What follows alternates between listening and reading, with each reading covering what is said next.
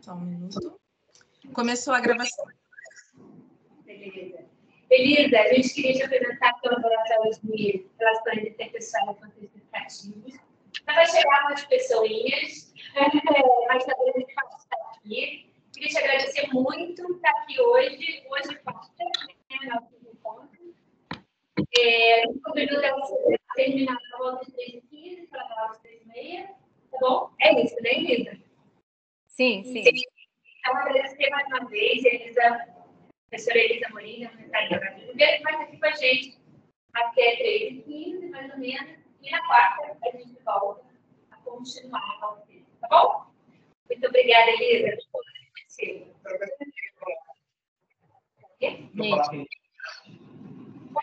Boa tarde. A altura tá boa do som? Pode não. É tudo bem.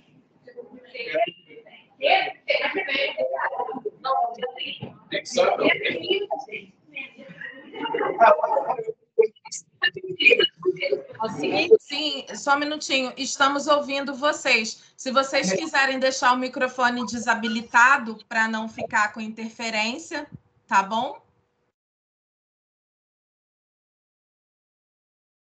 Bom, gente, boa tarde.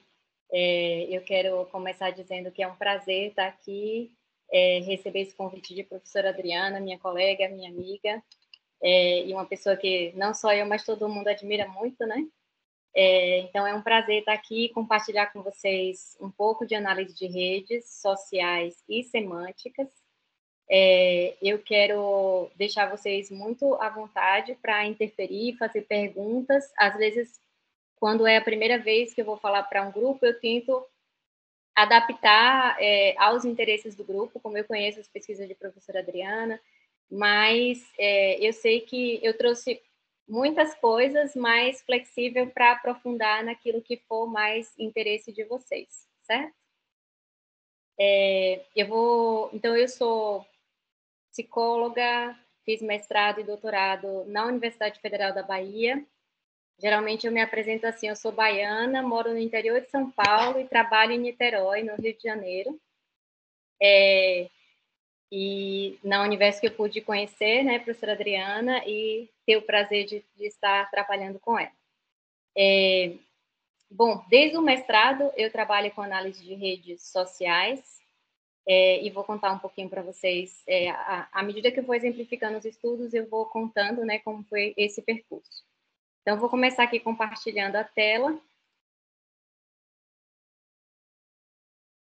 Eu vou transitar bastante entre formulário, eu vou tentar ser o mais prática possível em termos de mostrar como faz as perguntas, mostrar como coleta, mostrar janelas do software. Tem tempo que eu não uso aqui o Skype, eu acho que está compartilhando minha tela toda, né, já? Isso. Se a gente tiver dúvida, a gente pode interromper você um pouquinho? Você acha melhor deixar? Eu acho bom interromper, Adriana. Eu acho bom. Tira a fixação do negócio, porque senão vai ver a compartilhamento dela. Eu não ouvi exatamente o que você está pedindo. Fala aí de novo. Ele está tentando ver o compartilhamento, é isso? Já está compartilhando? Eu estou. Vou colocar o slide para vocês. Agora, quando eu colocar o slide, talvez eu pare de ver vocês. Eu vou colocar em outra tela aqui. Tudo bem, vai botar depois. Quem quiser perguntar, que de lá não está. Não está, né? Compartilhando.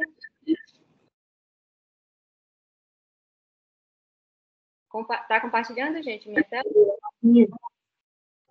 Tá sim, professora. Certo. Eu não vejo vocês, então vou interromper. Bom, gente, eu vou tentar um jeito aqui de ver, que eu gosto muito de ver. Espera aí. Eu vou mudar aqui o layout que eu consigo ver as duas coisas, tá? Eu não vou colocar em modo apresentação para eu poder ver vocês. Pronto. Aí vocês veem meu slide e eu vejo vocês, certo? Ok? Ok. Obrigada, tá ótimo. A gente está vendo. A gente vai botar o microfone agora. Eu estou começando ligada. Se der algum problema, se você quiser comunicar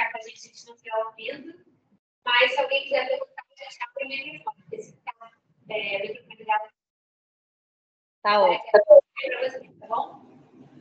Tá ótimo. Então, vamos lá. Bom, gente, o que é análise de redes sociais? Muitas vezes, quando eu começo a falar de análise de redes, as pessoas pensam em redes sociais. Redes sociais, Instagram, o próprio WhatsApp é uma rede social. Não quer dizer que a gente não possa estudar redes sociais, mas essas redes sociais a gente está falando de interações entre atores. A gente está falando de redes entre atores que a gente escolhe. Por que eu falo atores? Porque eu não estou falando pessoas. Porque podem ser pessoas, podem ser palavras, podem ser organizações. Então, o ator pode ser diversas coisas, né? A análise de redes, ela é um campo interdisciplinar. Então, vocês vão encontrar estudos de redes na epidemiologia, na matemática, na física, na sociologia, na biologia. Então, vocês vão encontrar estudos de análise de redes em várias disciplinas. Geralmente, quando a gente está falando no campo, eu interajo com o pessoal de física, né? Meu co-orientador foi da física, tem um coautor que eu sempre trabalho, que eu acho que a Adriana conhece, que é Marcelo Cunha, que ele é da física também, e eles falam em análises complexas, né? Então, eles nem falam assim, análise de redes sociais, vocês também podem encontrar sob esse tema, né? Análise de redes complexas ou ciência de redes. O que caracteriza, né, a análise de redes sociais? Por que ela me fisgou e por que ela é diferente, né? Eu lembro, meu orientador no mestrado, professor Virgílio Bastos, ele sugeriu, Elisa, dá uma olhada, tem um orientando meu em administração, trabalhando com análise de redes, né? E aí, quando eu fui ler, eu fiquei muito encantada, porque ela resolve um problema nosso, que é a dicotomia indivíduo e sociedade, no campo, né, das ciências humanas, e ela também dá muitos caminhos para a gente resolver outra coisa no campo da pesquisa, que é a questão dos níveis de análise. Então, por mais que a gente tenha saído de discussões polarizadas nas ciências humanas sobre agência do indivíduo e influência e o quanto que a sociedade, a estrutura social nos orienta ou define nosso comportamento, eu sei que a gente saiu dessas decisões polarizadas, né, de ambiente e de sujeito, indivíduo, mas eu percebo nos nossos trabalhos que a gente tem uma discussão, uma discussão assim, a gente fala que o fenômeno é multinível, a gente fala que a interação, que tem uma mútua influência ambiente e indivíduo e grupo, mas na hora de medir, a gente acaba acessando da mesma maneira, né? Acaba acessando mais o indivíduo, principalmente na psicologia. Então, a análise de redes, para mim, veio como uma resposta, como um caminho, como uma estratégia para superar essas separações, né? Seja na hora de medir, seja na hora de discutir, né? Embora e daqui a pouco vocês vão entender por quê, né? O que é que justifica essa fala minha de enxergar a análise de redes como uma solução para essas cisões, né? Tanto na hora de coletar dado, de analisar dado, como no campo de compreender o comportamento. Bom, a análise de redes, ela, apesar do tema da nossa oficina ser ferramentas, eu quero que vocês não sempre entendam que ela tem um campo teórico vasto, né? Como muitas coisas na nossa área em psicologia, são várias microteorias, né? Então, tem várias microteorias, não é um campo, uma única teoria de análise de redes, mas, sim, ela não é só uma ferramenta, ela tem, ligada às ferramentas, uma série de conceitos, e esses conceitos conversam muito com a psicologia social. E eu acho que uma contribuição nossa, psicólogos, estudando redes, é ir fazendo essas conexões, essas articulações entre esses dois campos, né, que são campos próximos e tem muita coisa que eles conversam, então a gente pode fazer muita conversa entre esses conceitos. Bom, então, o que caracteriza esse campo de conhecimento? Então, ele é um campo de conhecimento que a unidade de análise não é nem o ator, digamos, por exemplo, a pessoa, né, nem as características dele.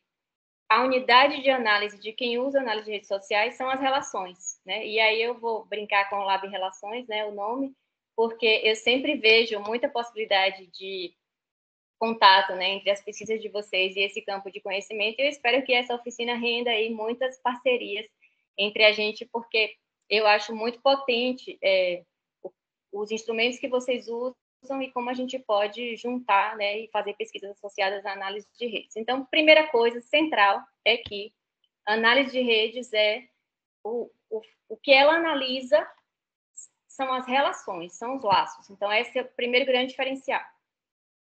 Outra coisa importante é que, quando a gente analisa os laços, a gente está interessado em entender quais são os recursos que são trocados nessas relações, né? Então, é visto como estrutura social, a rede como um todo, e tem uma vertente que vê essa estrutura como fluxos, como canais, como se fossem tubos por onde os recursos passam. Em geral, quando a gente fala em recurso, a gente está falando em boa parte dos estudos, a gente está falando de informações, mas a gente está falando também de proximidade das relações, natureza das relações. Eu vou dar exemplos para vocês em relação a isso. E quando a gente olha, né, esse fenômeno dos laços, na psicologia, a gente está compreendendo que o comportamento das pessoas, ele vai ser influenciado, ele é resultado desses atributos de cada um, então, se são mulheres, se são a formação que tem, se são homens, Então, os atributos, quando a gente fala atributo na linguagem de rede, são as características, né? Então, formação, escolaridade, tipo de personalidade. Então, a gente fala que o comportamento é um resultado dos atributos de cada um, imerso nesse ambiente, nas redes de relacionamento. Acho que eu vou ter que... Passei.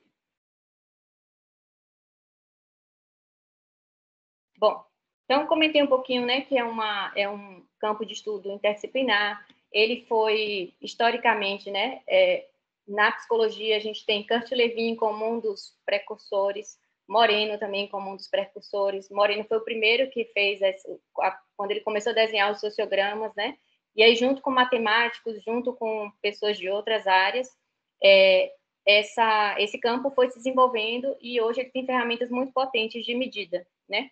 E aí a gente precisa pensar, né, se entender as relações informais, se é uma coisa importante, né, por que é importante entender essas relações informais, né?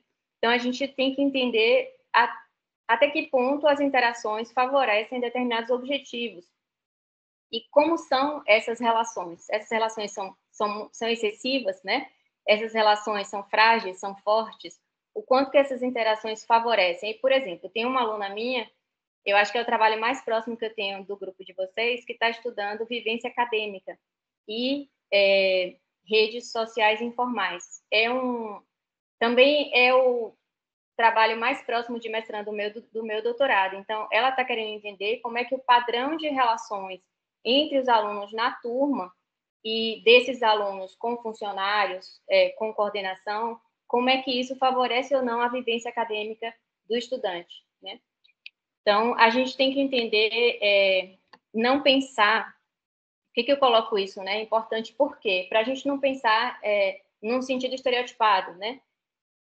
Tudo que eu estou dizendo aqui, vocês também podem pensar no grupo de pesquisa de vocês, né? Vocês são um grupo e vocês estabelecem relações. E essas relações, a maneira que elas se estabelecem, elas podem favorecer ou não o desempenho desse grupo de pesquisa, né? Então, a gente não vai pensar só, às vezes, um grupo de pesquisa, todo mundo tem muito contato o tempo todo, mas isso não significa que isso vai favorecer os resultados do grupo, né? Às vezes, uma comunicação excessiva, ela pode até atrasar, né, determinadas decisões, ela pode... Então, a gente não pode pensar de maneira estereotipada, que muita relação é bom e pouca relação é ruim. A gente tem que entender qual padrão de relação é favorável para determinados objetivos, né? Bom, então, nas redes sociais, a gente vai identificar alianças e atores influentes, mas não é só isso, né? A gente quer compreender como esses padrões de relação favorecem não o desempenho. Quando eu falo de organização aqui, entendo a organização como qualquer instituição, inclusive escolas são organizações, universidades são organizações, né? E grupos, né? Então, pensando qual é o padrão de interação que favorece ou não o desempenho de determinados grupos. Então, a gente, por análise de redes, a gente pode entender onde é que a gente precisa ampliar a colaboração, né? Onde é que a gente tem colaboração exagerada, né? Que gera esforço sobreposto, que gera atraso, né, em processos de decisão. Então, o que a análise de redes faz, né? Se vocês lembrarem aí da formação de vocês na universidade, a gente, quando estudou Moreno, né, ele fazia um sociograma de relações positivas e negativas. E isso faz com que a gente explicite relações informais, né? Então, e quando a gente explicita relações informais, a gente consegue também comparar o quanto que essas relações informais elas estão próximas do que a gente esperaria que fosse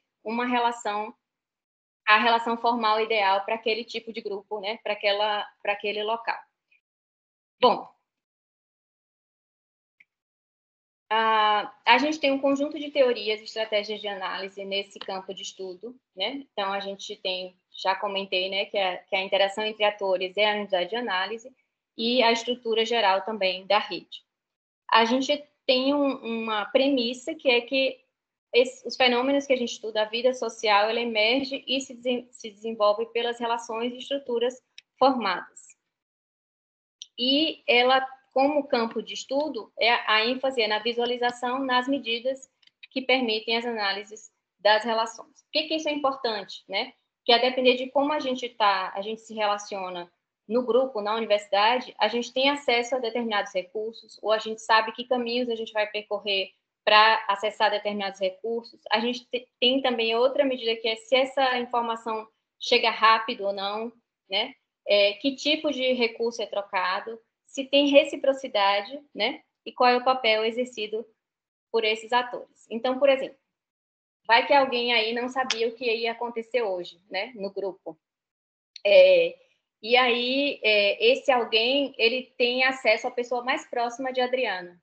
Então, rapidamente, ele vai conseguir saber essa informação, se ele tem o contato dessa pessoa que está próximo de Adriana. Se tem alguém que não sabia, mas não tem esse contato, né? Ou não tem uma proximidade suficiente para chegar a esse contato, pode ser que tenha chegado alguém aí hoje sem saber o que ia acontecer no grupo. E tudo isso é informação que favorece ou não, né, o funcionamento do grupo. Bom, na prática, né, quando a gente fala da importância de visualizar as informações, a gente tem símbolos, né, que quando a gente visualiza, a gente pode auxiliar nas análises, né? Então, sempre que a gente observar um grafo, que é como a gente pode chamar o desenho da rede, a gente vai encontrar traços. Esses traços, eles representam as relações de um ator com outro, as conexões.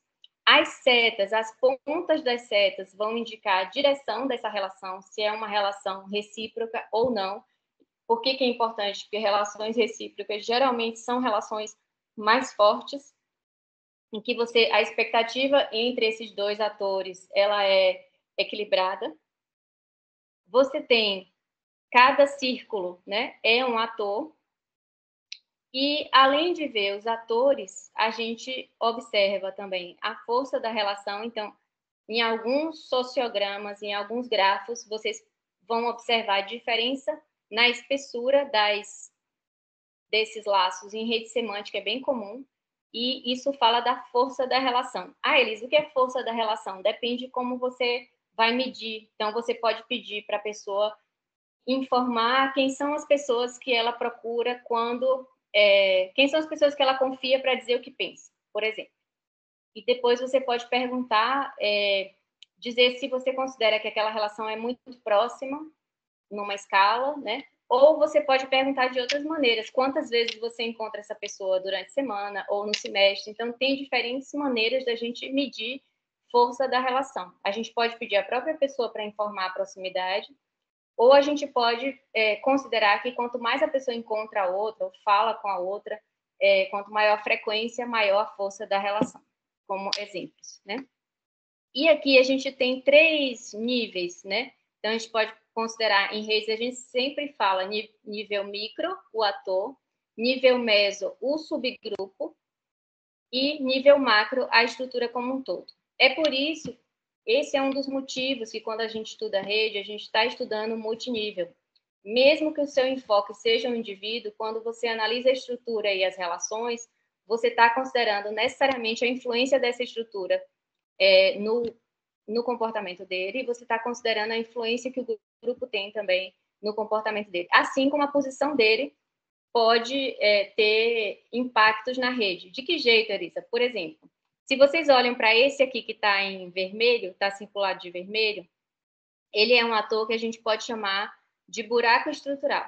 O que é isso? Né? É uma noção trazida por Burt, e Burt ele vai dizer que tem atores na rede que, se eles saem, eles provocam a quebra daquela rede, né? Então, se esse ator aqui sai, esses 3 aqui não podem mais estar em contato com esse restante do grupo.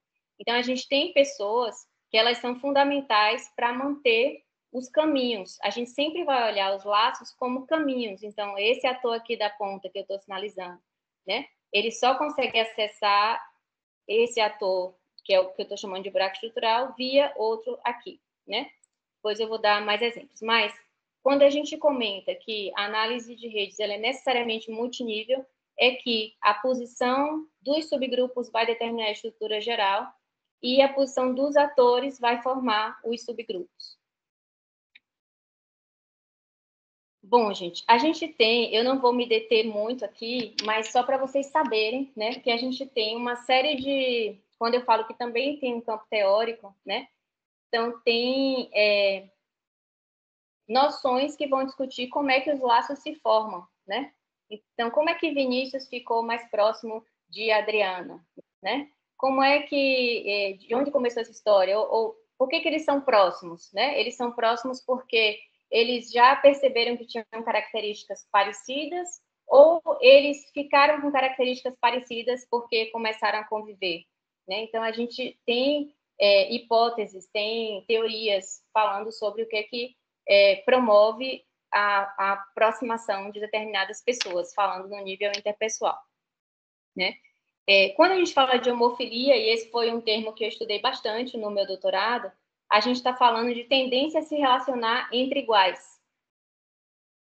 Então, essa noção vai dizer que parte da formação de laços pode ser explicada porque as pessoas buscam estar com pessoas semelhantes. Semelhantes em quê, Elisa? Depende do fenômeno que você está estudando, né? Por exemplo, eu considerei semelhantes cotistas e não cotistas na universidade, né? Mas você pode olhar isso sob a ótica de semelhantes em gênero, semelhantes em renda, semelhantes em...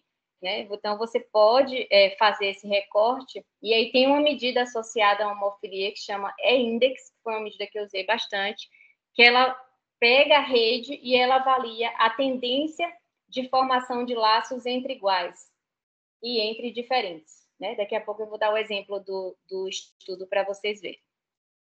Bom, a homofilia, né? Ela está muito associada à discussão na psicologia social da coesão forte, né?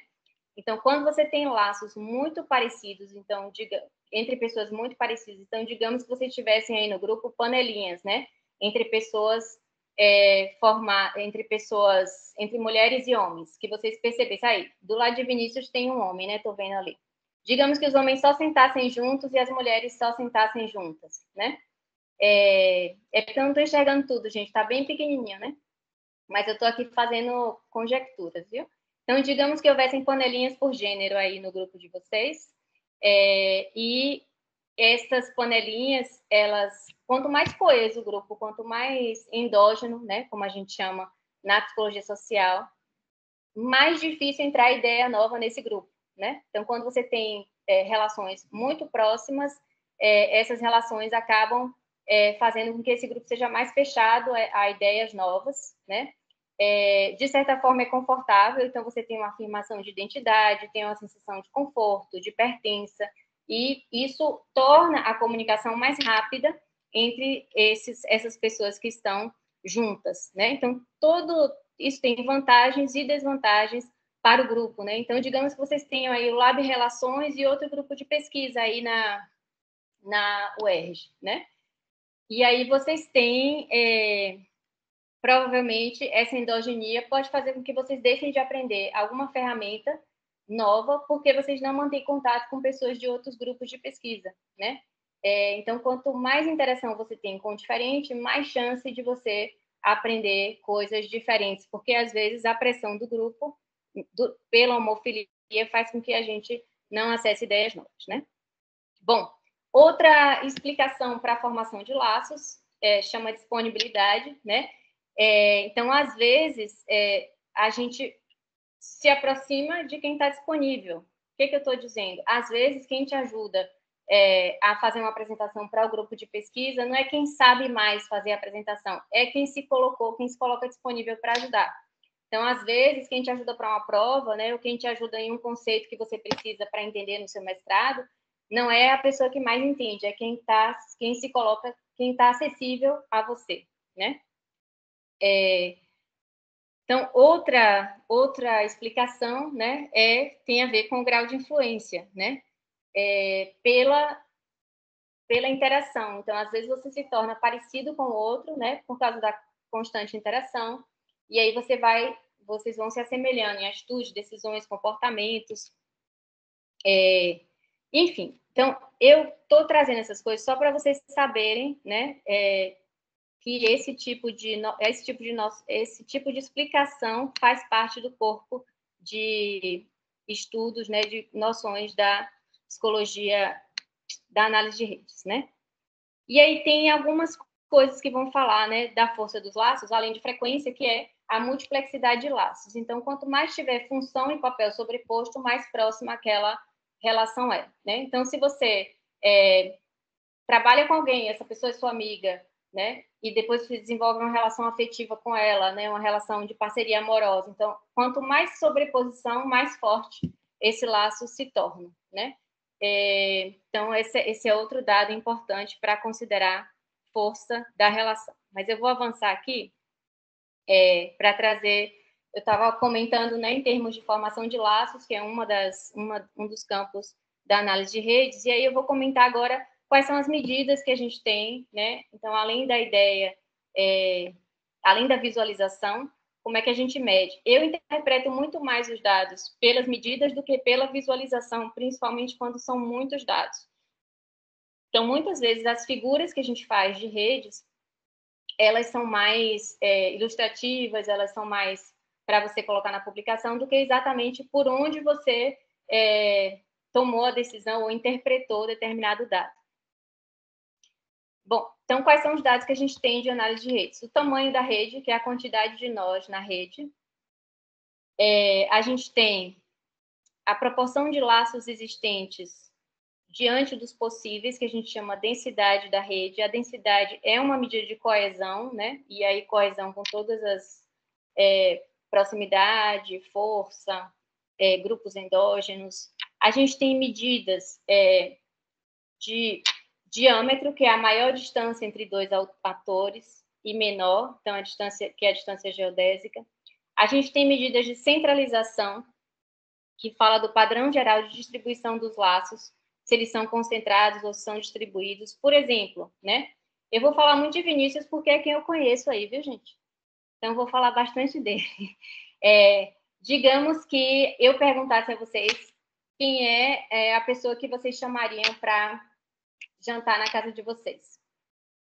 Eu já ouvi falar que gente do Rio não chama para casa. Eu não sei se é verdade, porque já me chamaram para casa várias vezes, o pessoal do Rio. Então, não sei se é verdade. Deve ser estereótipo, né? Mas, então, chamar em casa deve ser uma coisa bem íntima. Então, digamos que eu perguntasse isso. Quem são as pessoas que vocês chamariam para jantar na casa de vocês? E vocês dissessem, 80% de vocês dissessem que que Vinícius vocês chamariam, né? Então, essa rede teria uma elevada centralização. O que é uma elevada centralização? É que boa parte das indicações estão em poucas pessoas, né? De que isso fala, Elisa? Isso fala de uma distribuição de recursos desigual, né? Isso fala quando a gente fala em grupos e eficiência de grupos, a gente tende a preferir medidas em que isso está mais distribuído, não está centrado em uma pessoa só. Porque quanto mais centrado em uma pessoa, maior dependência dessa pessoa e maior status e prestígio dessa pessoa diante dos outros. Porque quando a gente fala de relações, quando a gente fala de posições das pessoas nos grupos, a gente está falando também de poder, né? Bom, eu acho que eu vou dar exemplo logo de estudos, que aí vocês vão tendo mais ideia, né, do que significam as medidas. Eu acho que eu vou logo para essas medidas. Deixa eu mostrar um estudo. Talvez suscite mais questões, né? Querem comentar alguma coisa, perguntar alguma coisa?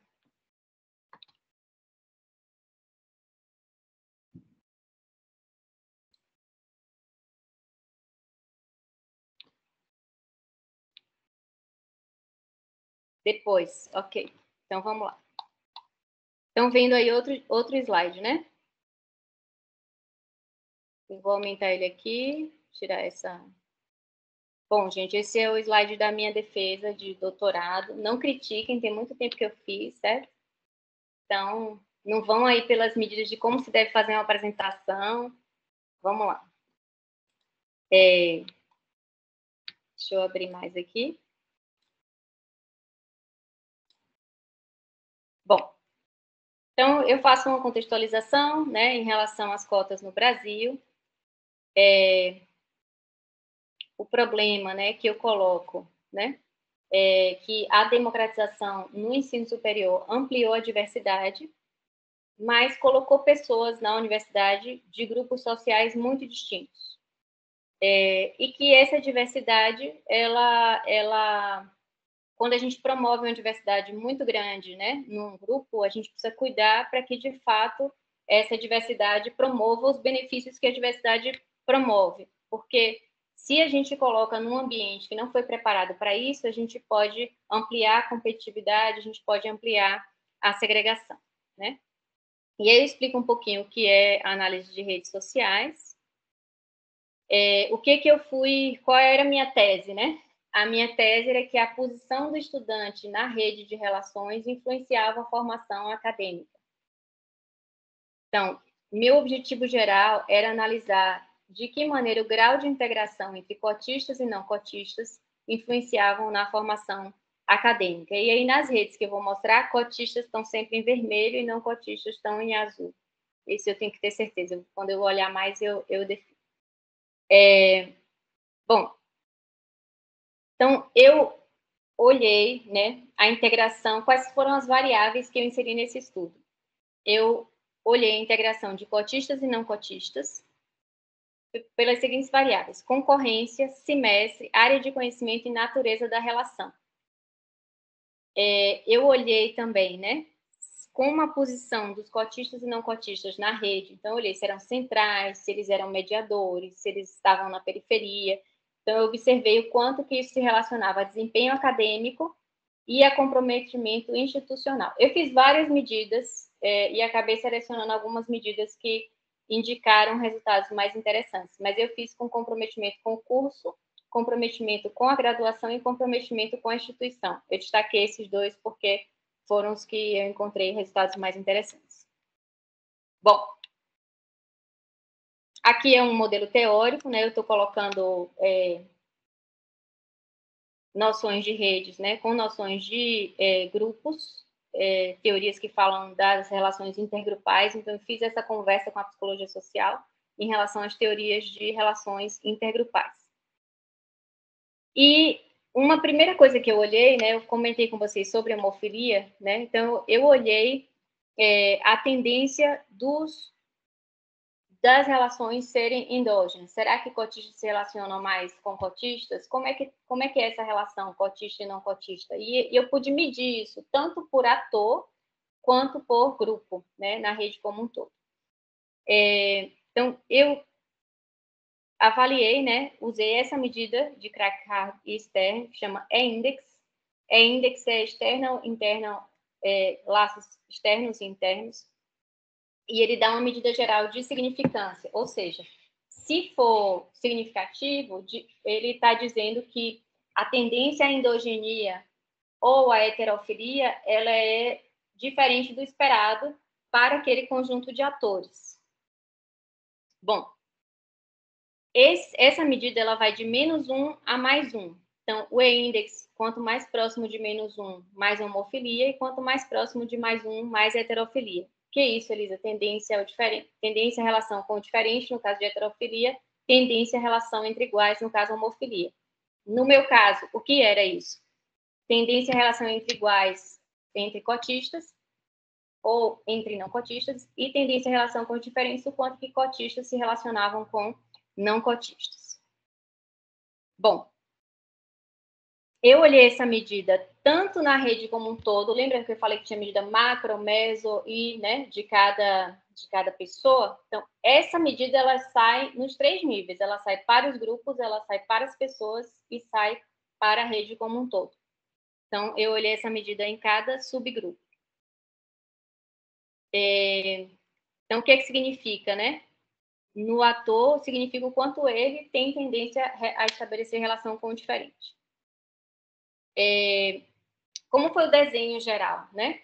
Eu analisei 4 laços. Quando eu falo do tipo de laço, da natureza da relação, eu pedi para as pessoas dizerem quem é que eles consideravam seus amigos, eu pedi para eles dizerem quem eles procuravam para ter informação sobre o curso, eu pedi para eles dizerem quem eles gostariam de se relacionar e não se relacionavam, e eu pedi para eles dizerem quem eles não se relacionavam e não queriam se relacionar. Essa foi bem persecutória.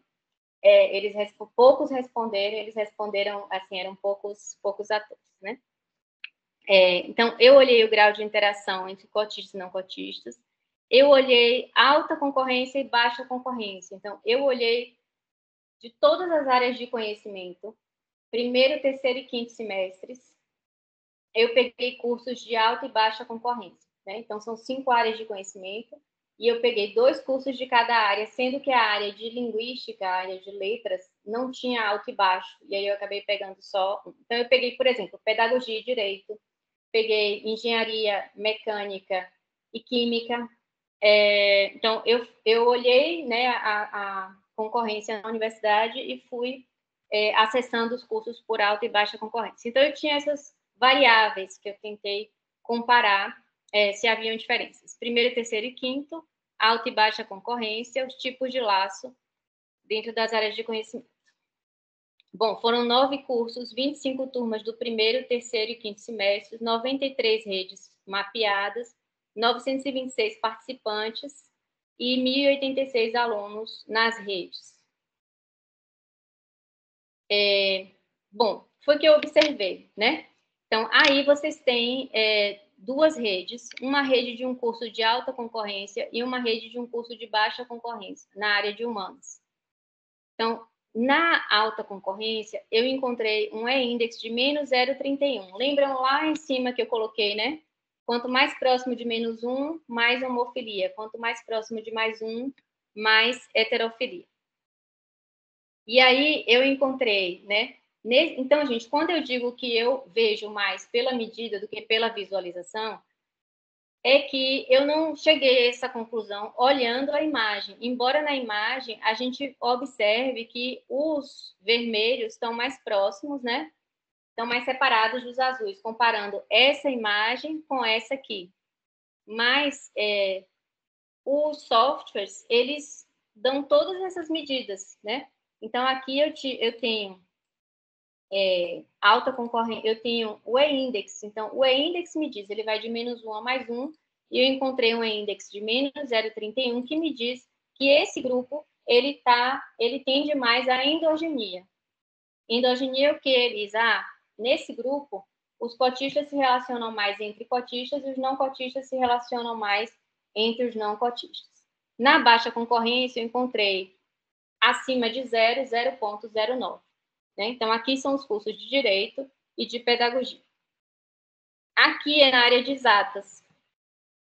Vejam que é maior ainda, né? Então, o curso que eu encontrei maior endogenia, e aí visualmente está muito, dá para ver muito, né? Na área de Exatas, ambos são endógenos, mas a endogenia na alta concorrência, na engenharia mecânica, é menos 0,42. Né? Então, é muito alta a endogenia aqui. Inclusive, eu tive uma orientanda de doutorado que evadiu de um curso de mecânica, de engenharia mecânica, né? E cotista. Cotista, mulher, negra, e aí a gente tem as interseccionalidades, né? E ela evadiu de um curso de mecânica. Então, como vocês estudam vivência acadêmica e evasão, né? Uma parte de vocês, a gente observa que a gente poderia olhar, por exemplo, né? Alunos mais periféricos, né? Os alunos mais periféricos cotistas, observar ao longo do tempo se alunos nessa posição evadem, né? Quem são os alunos que evadem a depender da posição na rede? Dá um bom estudo longitudinal. E a gente tem aqui engenharia mecânica versus química, né? Que tem também é endógeno mais próximo de não tão alto, né? E aqui a gente tem na área de ciências biológicas e profissões de saúde, medicina e qual foi essa, Lisa? Farmácia, eu acho. E aí a gente tem negativo para alta concorrência e positivo para baixa concorrência. Bom, e aí meu co-orientador da física, eu pensando que ele ia pedir uma coisa bem complicada, ele, primeiro, olha isso aqui, e foi ótima a maneira que ele sugeria, né? Ele disse, olha a primeira frequência, né, das turmas. Então, se eu tinha 93 turmas, quais eram as turmas que eu tinha heterofilia e tinha homofilia, né? E aí eu observei que na de amizade eu tinha 64% das turmas de homofilia, em formação eu tinha 56%. Eu vou ficar mais nessas, tá? E daí ele comentou assim, dá uma olhada agora por grupo. Então, lembram que eu comentei análise macro? Então, veja, aqui eu tinha o grau de homofilia da rede como um todo. Aí eu vou voltar para uma imagem aqui, do outro slide. Eu vou voltar aqui para vocês lembrarem, ó.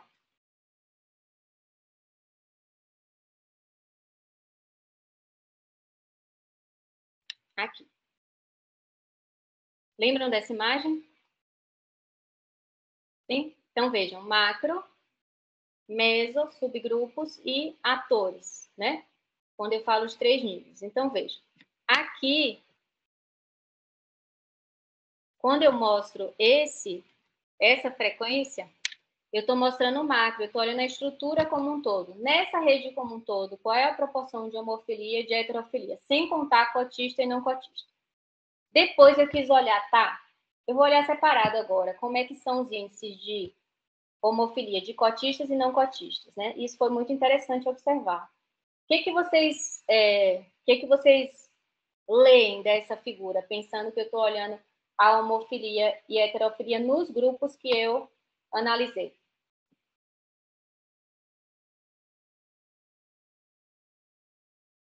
Prova, viu, Adriana? Prova de interpretação de gráfico de frequência.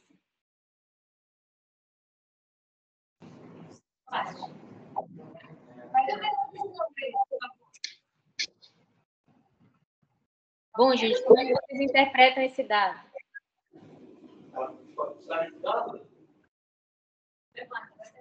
Gente, eu só escuto quem fala perto do microfone, não dá para escutar direito quando vocês falam lá de trás.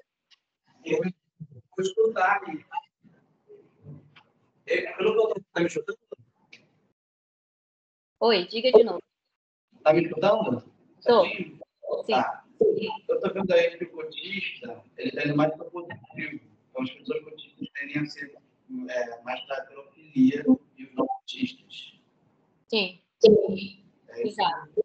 Então, a gente tem uma tendência maior à heterofilia, né?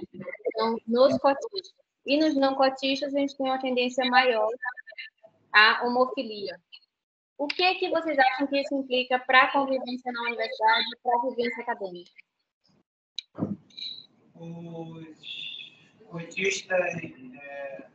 Os cotistas talvez aceitem estar mais inseridos entre os grupos, estar mais entre os grupos, e os não cotistas tendem a se isolar entre si. Sim. Diga. O que quer dizer, por exemplo, uma rejeição positiva ali naquele grupo? O que quer dizer? Quer dizer que os cotistas, eles tendem a rejeitar, quando eles rejeitam mais o diferente. Embora tenham maior disponibilidade para lidar com o diferente, a rejeição também é maior ao diferente. Bom, gente, de maneira geral, a gente, sim, é nessa direção que vocês estão comentando. De maneira geral, a gente entende que a universidade, ao longo do tempo, ela foi preparada para um tipo de aluno, um tipo de formação. A universidade está acostumada a um público, né, com um perfil de aluno. A universidade está falando dos professores, estou falando das políticas de carga horária, nos turnos das aulas, e também questões de competição. Então, quando um aluno... Eu vi muito nos grupos focais. Quando um cotista entra num curso de elevada concorrência, por exemplo, ele é visto como alguém que tirou a vaga do amigo, né? Então, quando ele é visto como alguém que... Eu estou falando de todos os estereótipos, todas as falas contra as cotas, né? Então, o que eu estou dizendo? O cotista, ele é visto como alguém que tirou a vaga de um amigo, ele é visto como alguém que está ali sem mérito. Então, tudo que a gente ouve falar das cotas, né? Esse cotista, ele enfrenta na universidade, né? Além disso, tem um terceiro estudo, um quarto estudo que eu fiz, qualitativo, e eles dão explicações sobre essas diferenças, né? E eles dizem coisas assim, por exemplo, olha, eu não tenho canal fechado. Hoje todo mundo é por streaming, né? Mas há anos atrás, o acesso às séries era pelos canais fechados de TV, a TV paga, né? E, por exemplo, a conversa, não tinha uma conversa em comum, porque as coisas que eles faziam, os lugares que eles frequentavam, não eram comuns, né? As festas que eles frequentavam eram diferentes, os bares, porque a formação de onde eles vieram acabavam deixando eles em mundos diferentes, né?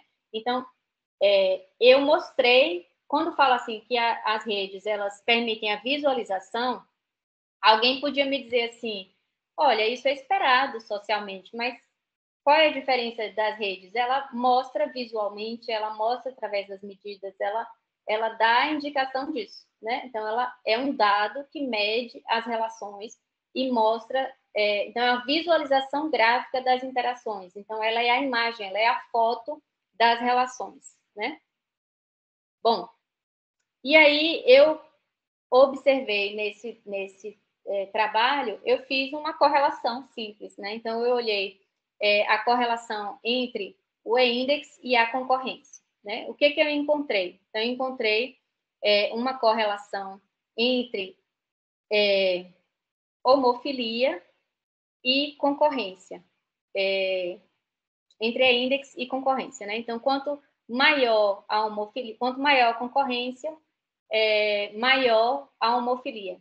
Então, eu encontrei que as relações endógenas, a segregação, ela era muito maior em lugares em que a concorrência era maior. Então, lugares em que tinha a competição elevada, essa segregação era muito maior. Então, foi um dado que a gente encontrou. E, em relação ao tipo de laço, a rede de informação é onde tinha mais segregação. E o que é rede de informação? É o acesso a saber como é que funciona o curso, o que o professor vai fazer, como é a prova dele, o que vai estudar para a prova, né? Então, vejam que o impacto na formação acadêmica é elevado. Se você tem uma alta segregação na rede de informação, você tem um impacto na vida acadêmica, né? Então, quando eu olhei separado, cotista e não cotista e concorrência em relação à homofilia, eu encontrei que os não cotistas, essa correlação aqui, ela é uma correlação que se justifica a partir desse gráfico, né? Então, se eu observo diferenças entre amizade e informação, né, nos cotistas e não cotistas, se os não cotistas tendem a ter maior homofilia, então eu fui olhar se a concorrência interferia nisso, né? Então, quanto maior a concorrência, maior a endogenia nos não cotistas. Bom, então o que eu observei? Que na maioria das turmas tem separação entre cotistas e não cotistas, ou seja, tinha homofilia. Quanto maior a concorrência do curso, maior o grau de separação entre esses dois grupos, e que o grupo de não cotistas tinha maior tendência a relacionar-se entre si quando comparados aos cotistas. Bom, o que eu observei mais, né? Aí eu fui olhar nos dados de integração social e acadêmica, né, relações entre cotistas e não cotistas, só que agora eu fui olhar o nível micro dos atores. E aí, como foi que eu observei? Né? Eu olhei cursos de alta concorrência, de baixa concorrência, nas redes de amizade e informação, olhei algumas medidas além do E-Index, olhei os que eram mais citados, os que buscavam, os que citavam mais outras pessoas, olhei essas duas medidas, Eigenvector e excentricidade, que são medidas que falam de pessoas próximas a pessoas de prestígio na rede. E olhei comprometimento institucional, então, quanto que a pessoa tinha compromisso com a universidade, frases como eu faria qualquer curso desta universidade, né? Ou eu valorizo muito estar nessa universidade. E o coeficiente de rendimento. Então, eu olhei como desempenho acadêmico, rendimento, embora seja uma medida questionável, né? É a única medida, é a medida mais pragmática que a gente tem, né? Bom, o que eu observei nesse estudo, né? Que a gente tem uma associação entre desempenho e centralidade, que os cotistas, então, quanto mais central o ator, maior desempenho. Então, isso é um dado muito interessante para estudar a vivência, integração acadêmica, né? E social. Então, as redes demonstraram que a gente tem uma associação entre pessoas que são mais centrais têm maior desempenho. Os cotistas, em geral, são menos centrais e eles têm um maior comprometimento institucional que os não cotistas. O que a gente observou mais?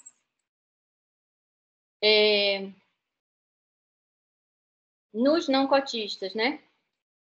Tem um menor comprometimento e os que aí é o seguinte, lembrei, os não cotistas que são mais endógenos, eles têm um menor comprometimento institucional. Os não cotistas que tendem mais à heterofilia, que se relacionam com cotistas, eles têm maior comprometimento institucional. Achei esse dado um dado muito interessante também. Bom, e aí eu fiz os grupos focais, não vou entrar nos grupos focais porque não é o foco, né, da análise de redes, mas quem tiver interesse, o que eu vou destacar nos grupos focais, que eu achei foi um guia para mim, é que eu usei as medidas de análise de redes para fazer os grupos focais. O que foi que eu fiz? Eu não queria colocar pessoas que tinham visões diferentes sobre as cotas juntas, né? Foi que eu fiz para tentar... eu queria que o grupo focal fosse um ambiente confortável, né? Não fosse um ambiente difícil. E aí eu peguei os cotistas com maior homofilia e coloquei juntos, fiz um grupo só de cotistas. Coloquei não cotistas com maior homofilia, fiz um grupo só de não cotistas.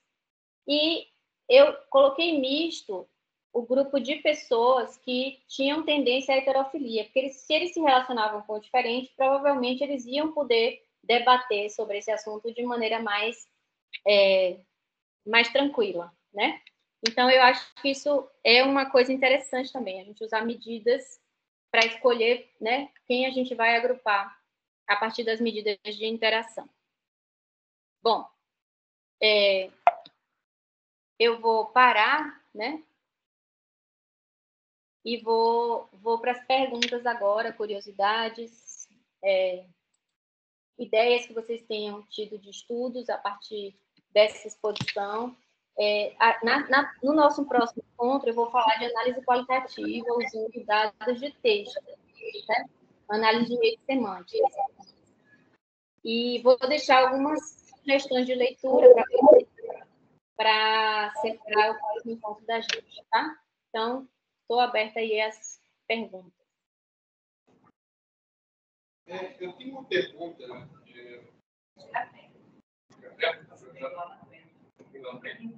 Tá me ouvindo? Estou te ouvindo. Ô, Paulo, se puder vir mais próximo da TV, é melhor para a gente poder ter noção, tá bom? Obrigada. É o seguinte, no início da apresentação, foi falado que os agentes da rede podem ser pessoas, palavras, organizações.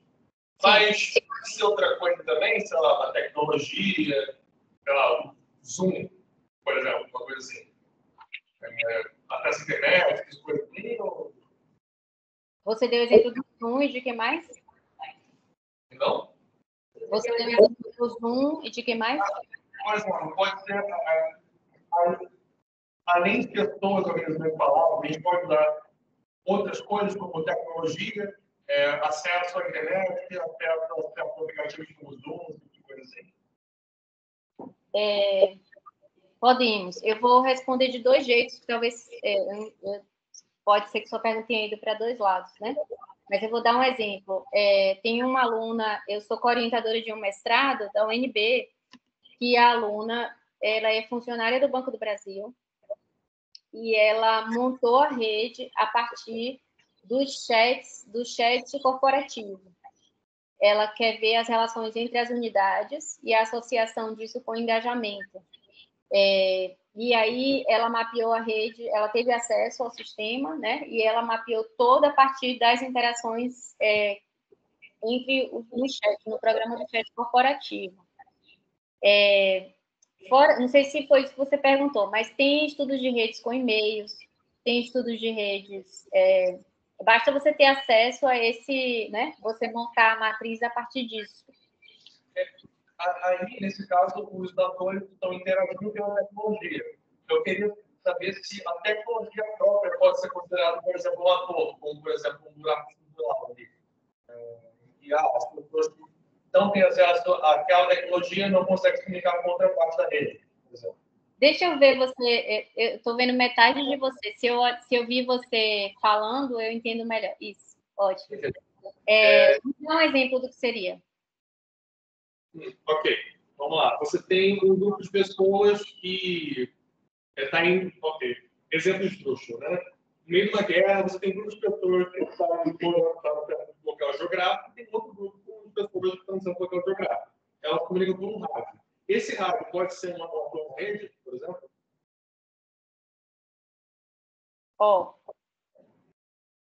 Eu penso que, se formos estudar a comunicação entre as pessoas são os atores. Mas por exemplo, tem trabalhos de rede de distribuição de energia, por exemplo, certo? Tem trabalhos de investimentos, porque assim, o rádio ser o ator, só se você estivesse analisando as ondas de rádio como laços, né? Como é que as ondas de rádio se conectam. Mas se o rádio ele é o instrumento pelo qual as pessoas se comunicam, os atores são as pessoas ainda.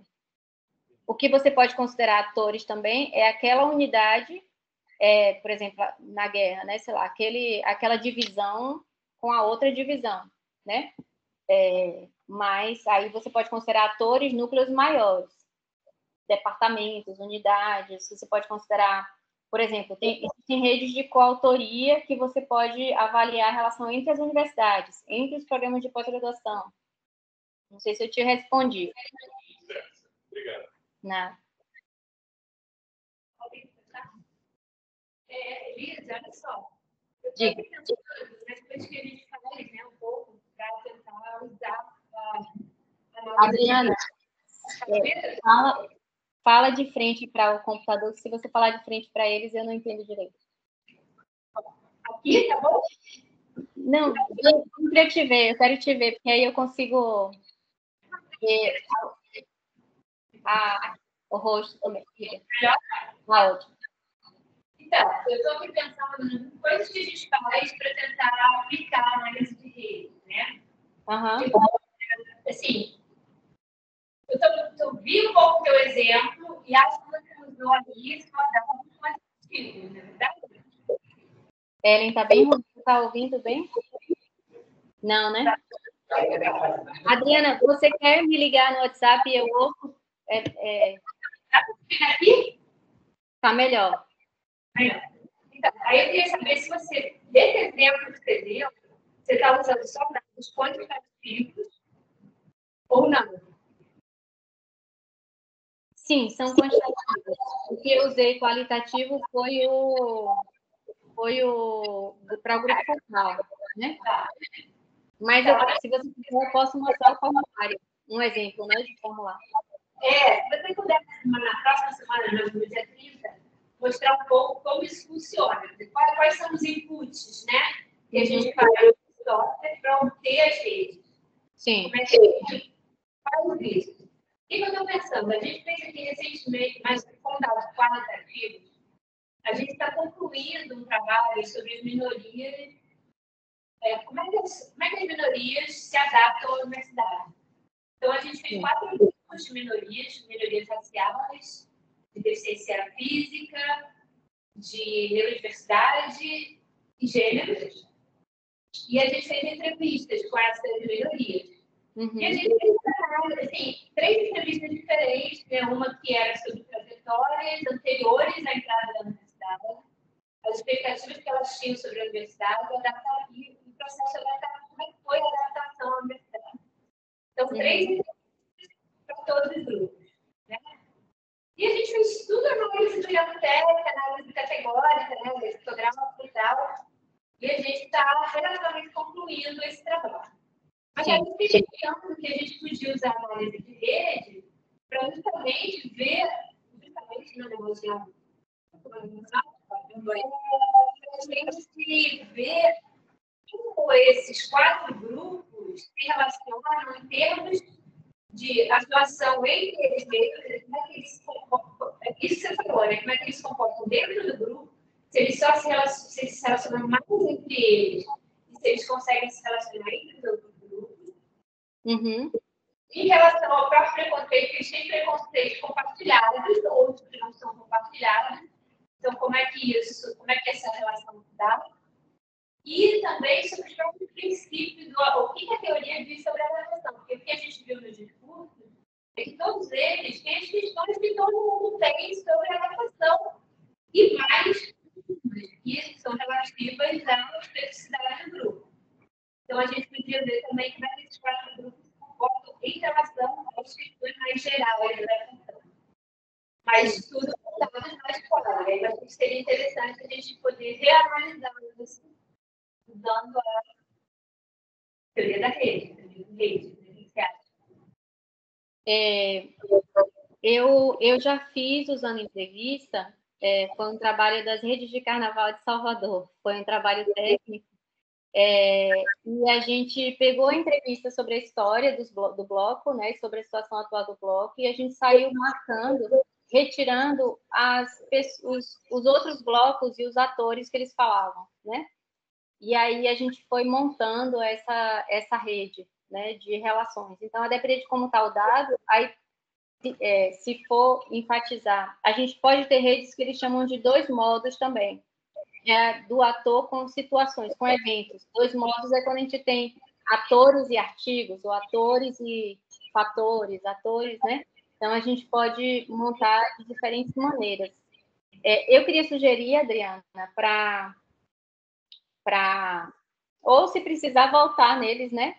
E eles dizerem que a gente também tem rede de ego. É a rede que você faz, a pessoa fala das suas relações e a pessoa informa como as pessoas que ela citou se relacionam entre si. É bem interessante também, né?